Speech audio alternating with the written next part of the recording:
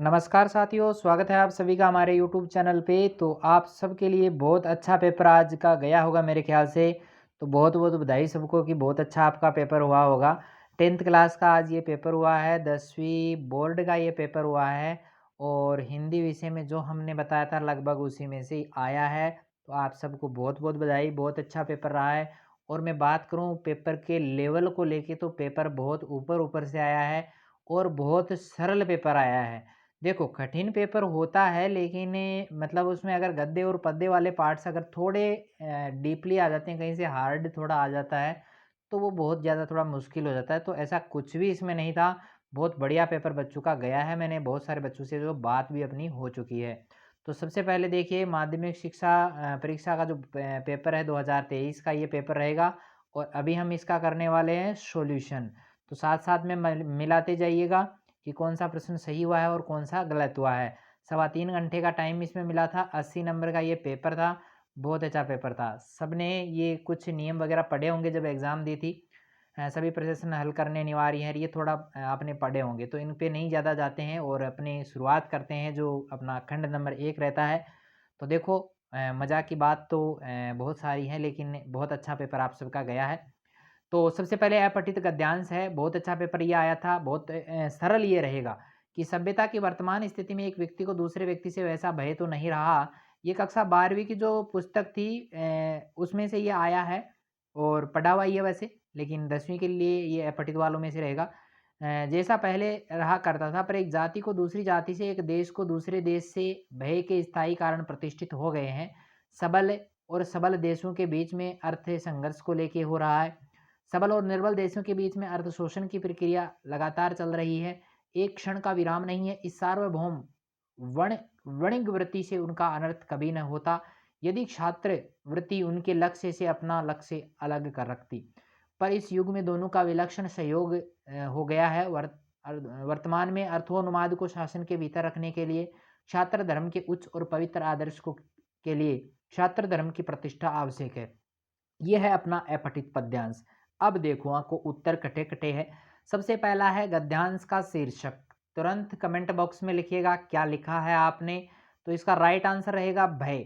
दूसरा है कि एक देश को दूसरे देश के से भय के कारण हो गए हैं। कैसे हो गए हैं भई?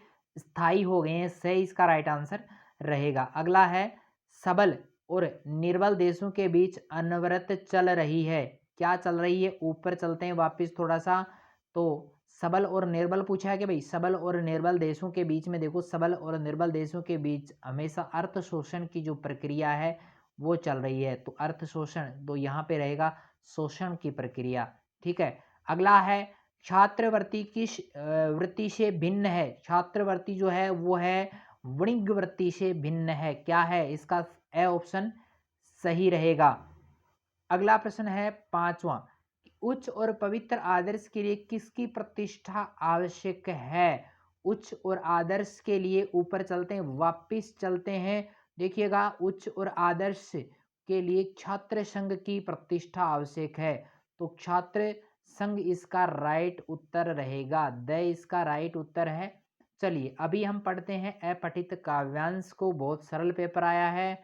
कमेंट करके जरूर बताइएगा कितने सही हैं, कितने गलत हैं, कितने नंबर बन रहे हैं, कमेंट करके ज़रूर बताइएगा। सबके मेरे ख़्याल से 70 प्लस नंबर आ रहे हैं। ठीक है, देखिएगा। किंतु ये झंझट है भारी, युद्ध क्षेत्र संसार बना, चिंता के चक्कर में पड़कर जीवन भी है भार बना। ये शायद 9th और 10th क्लास में से है, किसी में 9th में था शायद पिछले बार वाले। तो आजा बचपन एक बार फिर दे दे अपनी निर्मल शांति, व्याकुल व्यथा मिटाने वाली ये अपनी प्राकृत विश्रांति। वह भोली सी मधुर सरलता, वह प्यारा जीवन निष्पाप, क्या आकर फिर मिटा सकेगा तू मेरे मन का संताप। मैं बचपन को बुला रही थी, बोल उठी बिटिया मेरी, नंदन वन सी फूल उठी वह छोटी सी कुटिया मेरी। तो यह सॉरी क्या नाम है उसका, सुभद्रा कुमारी चौहान की ये कविता है। कविता का नाम है बचपन। क्या नाम है? बचपन जो है इस कविता का नाम है। सबसे पहला प्रश्न देखिएगा, बहुत इंपॉर्टेंट है कि उपयुक्त गद्यांश का उचित शीर्षक क्या है? क्या रहेगा? बचपन रहेगा भाई। अगला है कि कवयित्री के अनुसार चिंता के चक्कर में जीवन कैसा हो गया है? चिंता के चक्कर में जीवन भार स्वरूप जो है वो बन गया है। चलिए अगला प्रश्न है कि निर्मल शब्द का अर्थ है, निर्मल का अर्थ होता है पवित्र। अगला है उपयुक्त काव्यांश में संताप मिटाने वाला है, संताप मिटाने वाला कौन है? बचपन है। मिलाते रहिएगा। नंदन वंशी क्या फूल उठी, क्या फूल उठी? कुटिया। क्या फूल उठी भाई? कुटिया सही उत्तर रहेगा। अगला है कि मैं क्यों लिखता हूँ पाठ में लेखक किस विभीषिका का वर्णन करता है? तो हिरोशिमा के परमाणु विस्फोट का। अगला है कि जब बाबू जी रामायण का पाठ करते तब हम उनकी बगल में बैठे बैठे आईने में अपना मुंह निहारा करते, किस पाठ से लिया गया है? माता का अंचल पाठ से लिया गया है। चलिए हमारा 13वां प्रश्न है यहाँ पे, सॉरी दूसरा प्रश्न रहेगा खालिस्तान वाले। प्राय गुण दोष अवस्था व्यापार आदि संज्ञा के अंतर्गत आते हैं। भाववाचक संज्ञा। अगला है ऐसे सर्वनाम जिनका प्रयोग वक्ता या लेखक स्वयं अपने लिए करता है। देखो सर्वनाम जिसका प्रयोग वक्ता या लेखक स्वयं अपने लिए करता है, तो कोई भी सर्वनाम हो सकता है, वक्ता कहने वाला है या लेखक है, तो वो होगा निजवाचक। क्या होगा? निजवाचक। अपने लिए कर रहा है तो निजवाचक होगा, और वक्ता के लिए जिन शब्दों को हम काम में लेते हैं वो होता है पुरुषवाचक। ठीक है। चलिए अगला है कि जिस वाक्य में क्रिया का फल या प्रभाव केवल कर्ता पर ही पड़ता है, तो वो होती है अकर्मक क्रिया। कौन सी होती है? अकर्मक क्रिया। अगला है परिमाणवाचक विशेषण के उपभेद हैं। परिमाणवाचक विशेषण के 2 उपभेद हैं। अगला है हिंदी भाषा में मुख्यतः प्रकार के उपसर्ग प्रचलित हैं। कितने प्रकार के? 3 प्रकार के हैं। ठीक है। ये रहेंगे संस्कृत के उपसर्ग, और फिर है हिंदी के उपसर्ग, और फिर रहेंगे विदेशी उपसर्ग। ये 3 उपसर्ग हैं। ठीक है। चलिए अगला है कि वे प्रत्यय जो धातु या क्रिया के अंत में लगते हैं उनको कहते हैं, देखो एक तो होता है धातु या क्रिया के अंत में लगने वाले होते हैं कृदंत प्रत्यय, कृदंत प्रत्यय। ठीक है। चलिए अगला है यहाँ पे हमारा तीसरा सवाल है, छोटे वाले प्रश्न है, उत्तर सीमा 20 शब्द रहेगी, एक एक नंबर वाले हैं। यण संधि की को उदाहरण सहित समझाइए। तो यण संधि में क्या आता है? य, व, र। तो इसको क्या करना है? सबसे पहले तो बताना है कि यदि ई या ई के बाद में, देखो ई या ई के बाद में ए आ जाए तो वो लिखना ई ए य, फिर ई छोटी ई या बड़ी ई के बाद में कोई भी इससे भिन्न स्वर आए तो ई का ये हो जाता है, ऊ का वह हो जाता है, और री का क्या हो जाता है? र हो जाता है। तो ये बताना है, और फिर एक दो उदाहरण लिख देने हैं। जैसे मैं बात करूँ क्या लिखें? ठीक है, यहाँ पर लिखेंगे न्याय। क्या लिखेंगे? न्याय लिख देंगे, नी प्लस आय। ठीक है। इस प्रकार के, सॉरी हाँ नी प्लस आय, हाँ सही रहेगा, न्याय हो जाएगा, न्यायालय हो जाएगा, न्यायाधीश हो जाएगा। ठीक है। इस प्रकार के आपको लिखने हैं। अगला है द्विगु और द्वंद्व समास। जिस समास में प्रथम पद संख्यावाची हो और द्वंद्व में रहेगा जिस समास में दोनों पद प्रधान हो और बीच में या और का प्रयोग होता है, वो द्वंद्व समास कहलाता है। अगला है कीचड़ उछालना। मुहावरे का अर्थ है बेइज्जती करना। कीचड़ उछालना, बेइज्जती करना, अपमान करना। चलिए एक है कि एक सादे सब सदे, एक ईश्वर की भक्ति करोगे तो सब कुछ सफल हो जाएगा, और सब सादे सब जाए, अगर सभी ईश्वर की भक्ति करोगे तो सब कुछ चला जाएगा, कुछ भी हाथ नहीं लगेगा। अर्थात एक की ही भक्ति करनी चाहिए। अगला है यानी एक ही स्थान पर मन केंद्रित हो, एक ही जगह ध्यान केंद्रित हो, एक ही ईश्वर में मन हो, ये इसका अर्थ रहेगा। जो आपने लिखा है सही है। अगला है बाल गोविंद भगत पाठ के माध्यम से लेखक ने क्या दर्शाया है? बाल गोविंद भगत जो पाठ है उसमें दर्शाया गया है कि व्यक्ति जो है वो अपना पारिवारिक या जो अपना जीवन है, पारिवारिक जीवन जीते हुए भी वह साधु का जीवन भी जी सकता है। ये इसकी मूल संवेदना थी कि साधु का जीवन भी वो जी सकता है साथ साथ में। नवाब साहब ने खीरे की सब फाकों को खिड़की से बाहर फेंककर तौलिए से हाथ और होंठ पोंछकर किस भाव को दर्शाया है? अपनी वो नवाबी शान है, नवाबी शौकत है, वो दर्शाने का काम उसने यहाँ पर किया है। चलिए 7वां प्रश्न है, बहुत सरल यहाँ पे प्रश्न है कि मानवीय करुणा की दिव्य चमक संस्करण किससे संबंधित है? फादर कामिल बुल्के। चलिए अगला सवाल है कि एक कहानी यह भी पाठ में मनु भंडारी पर किस किस का प्रभाव पड़ा था? उनके पिता और हिंदी की प्राध्यापिका शीला अग्रवाल का। चलिए अगला है कि गोपियों ने अच्छा, कहाँ चला गया? आगे चला गया क्या? गोपियों ने हारिल की लकड़ी किसे कहा है? तो यहाँ पे रहेगा श्री कृष्ण। अगला है कि मोतिन की ज्योति मिलो मल्लिका को मकरंद, कि पूर्णिमा की चांदनी में चांदनी जो रात है उसमें जो तारे हैं वो मोती के समान लग रहे हैं, उनकी ज्योति चारों ओर फैल रखी है और मल्लिका के पुष्प की जो सुगंध है वो भी चारों ओर फैली हुई है। अगला है खैरियत चाहते हो तो अपना ये कफन लेकर यहाँ से सीधे चले जाओ। तो ये कहा था किसने? दुलारी ने। किसको? टुन्नू को। किसको कहा था? टुन्नू को कहा था। अगला है कि दरअसल मंत्रमुग्ध सी में तंद्रिल अवस्था में ही थोड़ी दूर तक निकल गई थी, अचानक पाँवों पर ब्रेक सी लगी, जैसे समाधिस्थ भाव में नृत्य करती किसी आत्मलीन नृत्यांगना के नुपुर अचानक टूट गए हों। तो ये शायद थोड़ा सा इसमें कन्फ्यूजन है मेरे। तो इसमें मैं बता दूं कि इसमें ये रहेगा कि जब उन्होंने देखा था कि बोकू पहने हुए वो लड़की जो थी वो सिक्किमी परिधान पहने हुए वो जो है वो क्या तोड़ रही थी? चाय की पत्तियाँ तोड़ रही थी। तो उनमें वो चटक लाल रंग का थोड़ा स्पेशल वाला दिख रहा था, तो वो यहाँ पे रहेगा शायद। फिर भी कन्फ्यूज़न है थोड़ा, जो है वो मैं फिर से बता दूँगा इसको। चलिए, यहाँ पे अगला प्रश्न रहेगा कि कैप्टन ने नेताजी की मूर्ति पर चश्मा क्यों लगाया? देशभक्ति की भावना से पूरित होकर लगाया था। अगला है कि भगत का निर्णय अटल था, तू जा नहीं तो मैं इसी घर को छोड़कर चल दूँगा। बाल गोविंद भगत ने ऐसा क्यों कहा? क्योंकि जो भगत की जो पतोहू थी वो घर छोड़कर जाने के लिए तैयार नहीं थी और बाल गोविंद भगत जो थे वो पौराणिक विचारधाराओं से काफ़ी ऊपर थे। मतलब वो उनको नहीं मानते थे और वो चाहते थे कि जो उसकी पतोहू है वो अपना नया घर बसाए, यहाँ पर रहकर वह अपनी ज़िंदगी बर्बाद क्यों करे? इसलिए वह उसे ज़बरदस्ती वहाँ से भेजना चाहते थे। अगला है कि लेखक ने गाड़ी में बैठने पर नवाब साहब ने क्या प्रतिक्रिया की? लखनवी अंदाज पाठ के आधार बताना है।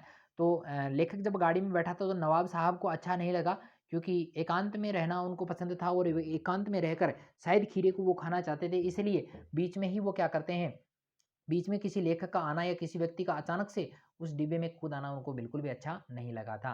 चलिए, हमारा नेक्स्ट जो सवाल रहेगा कि फादर कोमल बोल्के के जो है व्यक्तित्व की कुछ विशेषताएँ आपको बतानी थी। तो वो एक मतलब साधु के वेश में रहते थे। अच्छे व्यक्तित्व के धनी थे, संबंध बनाते थे तो तोड़ते नहीं थे।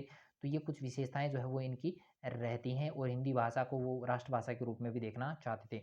अगला है कि गोपियों को उद्धव का संदेश पसंद क्यों नहीं आया? क्योंकि उद्धव जो संदेश लेकर आया था वो योग संदेश लेकर आया था, लेकिन गोपियों को तो प्रेम संदेश पसंद था, इसलिए गोपियाँ उस नीरस संदेश को पसंद नहीं करती हैं। 9वां सवाल है कि लक्ष्मण के वचनों से बड़े हुए परशुराम जी के क्रोध को किसने और कैसे शांत किया? तो ये किसने किया था? श्री राम ने किया था। और कैसे किया था? जल के समान निर्मल वचन कहकर किया था। अगला प्रश्न है कि संगतकार कविता किसके महत्वपूर्ण योगदान को दर्शाती है? तो संगतकार के महत्वपूर्ण योगदान को दर्शाती है, जो कि संगीत जो मुख्य गायक होता है उसके पीछे-पीछे जो गाने वाला होता है उसके योगदान को दर्शाती है। चलिए, हमारा नेक्स्ट जो प्रश्न है कि उसे सुख का आभास तो होता था लेकिन दुःख बाँटना नहीं आता था, कवि ऋतुराज ने ऐसा क्यों कहा? तो कवि ऋतुराज ने ऐसा इसलिए कहा क्योंकि जो लड़की जिसका विवाह हो रहा था उसकी उम्र इतनी नहीं थी, विवाह के योग्य उसकी उम्र नहीं थी। वो सुखों का आभास तो कर सकती, वैवाहिक सुखों का आभास तो कर सकती थी, लेकिन वैवाहिक जीवन में जो आने वाले जो दुःख हैं उनकी समझ उनमें विकसित नहीं हुई थी। अगला प्रश्न है कवि लॉन्ग स्टॉक जगह का क्या महत्व है? साना-साना हाथ जोड़ी पाठ के आधार पे बताना है। तो कवि लॉन्ग स्टोन में जो गाइड फ़िल्म थी गोविंदा वाली उसकी शूटिंग हुई थी और यहाँ पर 2 जो जनजातियाँ थी उनके बीच में संधि पस्तर पर हस्ताक्षर भी हुए थे। चलिए, हमारा 13वां सवाल है कि मूर्तिकार ने अंत में जॉर्ज पंचम की नाक का क्या हल निकाला? तो जिंदा नाक लगाने का फैसला उसने किया था। अगला है कि माता कांचल पाठ के शीर्षक की सार्थकता पर भाव प्रकट करना है कि कैसा भी हो कि बच्चा जो है वो हर कार्य अपने पिता के साथ में करता है, लेकिन जब भी उस पे कोई मुसीबत या कोई भी मतलब क्या कहें कि कठिनाई आती है, तो वो क्या कहाँ जाता है? माता के अंचल में ही जाता है, माता के पास में वो जाता है, क्योंकि उसी जगह पे उसे परम सुख की अनुभूति होती है। अगला है कि कवि ऋतुराज के व्यक्तित्व और कर्तृत्व को संक्षेप में लिखिए। सूरदास, सूरदास का लिख दिया होगा आपने, बढ़िया वाला यही था। ठीक है, इसको ज़्यादा समझाने की मुझे आवश्यकता नहीं है। अगला रहेगा, इसमें आपने मन्नू भंडारी वाला किया होगा, बढ़िया यही था, सरल यही था। चलिए, अगला यहाँ पे सप्रसंग व्याख्याओं को लेके मैं बात करूँ तो सप्रसंग व्याख्याएँ सबसे पहले तो फादर कामिल बुल के एक मानवीय करुणा की दिव्य चमक वाले पाठ से ये आई है। बढ़िया आपने किया होगा, दिक्कत नहीं हुई होगी, और ये आया है अपने संस्कृति वाले पाठ से, जो कि लास्ट पार्ट है अपना। चलिए आगे बढ़ते हैं, आगे देखिएगा कि निम्नलिखित पठित गद्यांश की सप्रसंग व्याख्या करनी है। डार द्रुम पालना, ये आया है अपने पाठ नंबर 3 देव कवि वाले से। कहाँ से आया है? देव कवि वाले से आया, बढ़िया से करके आए होंगे। अगला है तार सप्तक, तार सप्तक में जब बैठने लगता है गला, ये संगतकार से आया है। कहाँ से आया है? संगतकार से आया है। चलिए हम बढ़ते हैं आगे और आगे देखते हैं, महावीर प्रसाद द्विवेदी ने स्त्री शिक्षा के महत्व को, देखो स्त्री शिक्षा का विरोध करने वाले लोगों का उन्होंने जो है वितर्क किया था, विदुषी स्त्रियों का वर्णन उन्होंने किया है और शिक्षा के महत्व को जो है बहुत बढ़ा चढ़ाकर इन्होंने बताया है, वो आपने बता दिया होगा। फिर भी देख लो, कोई समस्या है तो फिर से मैं इसका वीडियो बना दूंगा, बाकी दिक्कत नहीं होगी। स्त्री शिक्षा से संबंधित द्विवेदी ने बहुत कुछ कहा है, वो आपने लिख दिया होगा। संग संगीत एक आराधना है कैसे, नौबत खाने में इबादत पाठ के आधार पे आपको बताना है। देखो, संगीत के लिए हमेशा बिस्मिल्लाह खां जो थे वो ईश्वर से यही दिन रात प्रार्थना करते थे। हमेशा उनकी जो साधना है वो पूर्ण भी हुई है। वो हमेशा से एक नया सुर माँगते हैं और बाँसुरी मतलब क्या बताते थे उसको, क्या था वो, जो भी था, ठीक है? उसको बजाने में जो है काफ़ी माहिर थे, थोड़ा-सा दिमाग से निकल गया। चलिए, और वहाँ पर वो बाबा विश्वनाथ के मंदिर की ओर मुँह करके जो है वो बजाया भी करते थे, ठीक है? तो वो सारा इससे संबंधित है। चलिए आगे है कि आत्मकथ्य कविता का मूल भाव बताना है कि आत्मकथ्य में मतलब दुनिया को जानने से खुद को जानना ज़्यादा महत्वपूर्ण है। ये पाठ्यपुस्तकीय प्रश्न ही है और ये भी पाठ्यपुस्तकीय कि उत्साह कविता में बादल के माध्यम से कवि ने क्या संदेश दिया है, ये भी पाठ्यपुस्तकीय प्रश्न ही है। चलिए अगला है निबंध। निबंधों में देखिएगा, निबंध अपने मैंने प्री बोर्डों में भी बच्चों को दिए थे। आपको शायद निबंध नहीं बताए मैंने, थोड़ी गलती कर दी। तो ये वाला भी सरल था और वैश्विक महँगाई जो है वो महँगाई मतलब बहुत अच्छा वाला दिया था और ये भी बहुत सरल था। स्वास्थ्य शिक्षा का मूल आधार, ये बहुत ही सरल था। ठीक है, प्रिय कवि वाला भी आप करके आए होंगे। अब यहाँ पर आते हैं इम्पोर्टेंट चीज़ें। ये प्रार्थना पत्र कितनी बार आपको करवा दिया, फिर भी मतलब हाँ, दिक्कत नहीं होती होगी। हाँ, प्रधानाचार्य को लिखना था, खेल सामग्री मंगवाने के लिए प्रार्थना पत्र लिखना था, ठीक है? और ये था अपने छोटे भाई को शिक्षा के महत्व के बारे में बताने के लिए, ये भी सरल था। ये एक प्रार्थना पत्र है और ये पत्र रहेगा पारिवारिक पत्रों में। और फिर है अपना मोस्ट इम्पोर्टेंट बिंदु जो आता है विज्ञापन वाला। तो विज्ञापन देखो, ये दिव्यांग बच्चों द्वारा बनाई गई मिट्टी की मूर्तियों की बिक्री हेतु ये करना है। दिव्यांग समझते होंगे जो मतलब देख नहीं सकते, है ना? सुन नहीं सकते, वो दिव्यांग बच्चे होते हैं। फिर है बसंत ऋतु में विद्यालय के उद्यान में ये करवाया हुआ है भाई, है ना? ये बच्चों को आया भी शायद सिद्धेश्वर में भी आया होगा आपके, है ना? तो चलिए, पेपर आप सबका कैसा हुआ है? कितने आपके सही हुए हैं? आप कमेंट करके ज़रूर बताइएगा और मिलते हैं अगले इसी प्रकार के वीडियोज़ के साथ में जो कि शिक्षा से रिलेटेड होंगे अपने। तो 10th क्लास का बहुत अच्छा पेपर हुआ है, सभी को बहुत सारी बधाइयाँ। आगे आने वाले जो पेपर हैं वो भी आपके बहुत अच्छे होंगे और हमारे साथ जुड़े ज़रूर रहिएगा क्योंकि आपको जितना मैंने मैटर दिया है लगभग उसी में से आया है। तो प्लीज़ सभी से निवेदन है कि आप ज़्यादा से ज़्यादा हमारे चैनल पर बने रहिए और ज़्यादा से ज़्यादा बच्चों को जोड़ने का प्रयास भी कीजिए क्योंकि आगे आपसे संबंधित ही सारे वीडियो जो है वो इसमें अपलोड किए जाएँगे। चलिए मिलते हैं नए वीडियो के साथ में, तब तक के लिए थैंक यू।